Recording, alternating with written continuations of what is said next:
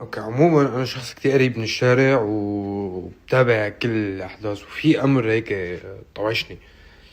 كنت عم حلله انه زمان كان الشخص لما يسجل موقف انساني او سياسي لمصلحة شعبه او جمهوره يلي متابعه يحترم.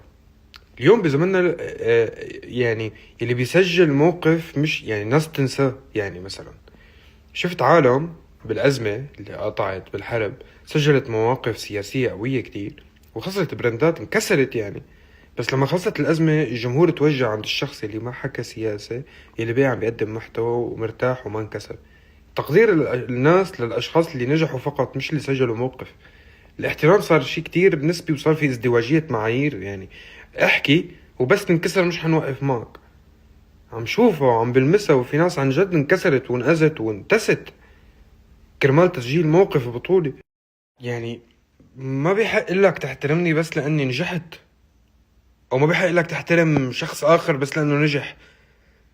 في ناس ما نجحوا بسبب إنه قرروا يوقفوا مع قضية معينة أو مع عائلتهم أو يتوقفوا. يعني النجاح المهني هو مش دليل أو سبب للاحترام فقط.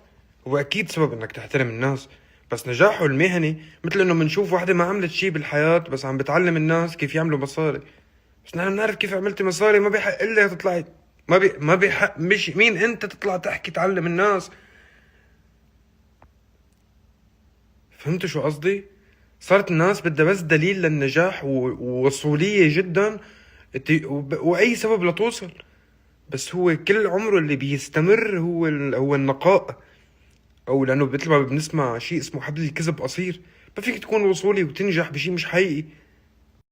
بعرف انه هي فزلك من الصبح، بس انه كتير بتزعجني فكرة انه شخص بيكون سيء، هو انسان سيء بس نجح بالحياة فخلص بيكسب الاحترام المجتمعي.